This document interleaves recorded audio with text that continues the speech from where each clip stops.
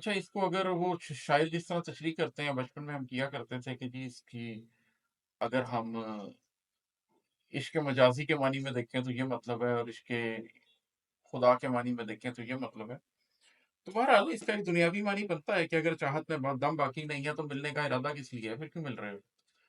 लेकिन इबादत में ये खास तौर पर महसूस होता है कि कई दफा ना आपको अपने आप से शर्म आती है कि यार आज मैं कितनी की चाह से खड़ा हुआ हूँ नमाज पढ़ने के लिए, आज मैं कितनी की चाह से रब के पास आया हूँ। और फिर आप अपने सवाल से ये सवाल पूछते हैं कि ये क्या तुम अ, परिंदों की तरह ठूंगे मारने लगे हो, ये जो तुम सिजदे करने लगे हो ये क्या है, इसकी क्या हैसियत है, ये तुम बस जमीन से टकरे मारने लगे हो, चाहत में दम बाकी नहीं है तो फिर मिलने क्या जा रहे हो।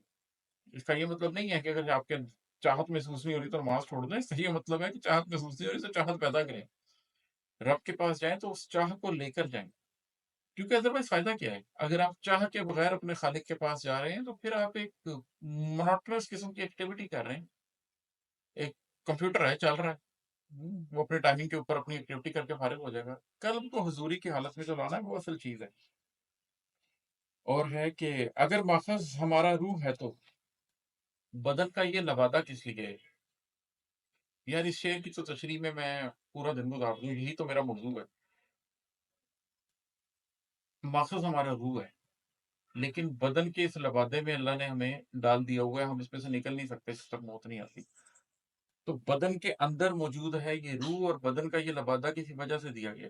इस पे मैंने बहुत बात की है, एक दफा फिर कर लेता हूँ कि हम ये जो बदन का लबादा है ये जानवर है, ये हवानी वजूद है, मखज हमारा रूह है। और ये बदन का लबादा इसलिए है कि हमें ज़माना मकान के इस टेस्ट में भेजा जाए। जब आप इस पे गौर करते हैं और इस बात को जान लेते हैं कि माखज तो हमारा रूह है, फिर आप सवाल पूछते हैं कि फिर बदन का लबादा क्यों है? अगर मैं रूह हूँ तो फिर मैं बदन में क्यों? और फिर आपको समझ आता है कि अल्लाह ने इस फरिश्ता नुमा रूह को इस जानवर नुमा जिस्म में क्यों डाला है, और ये ज़माना मकान का पूरा टेस्ट है क्या? और मार का साख है क्या? आपने जब मरना है तो उसके बाद होना क्या है?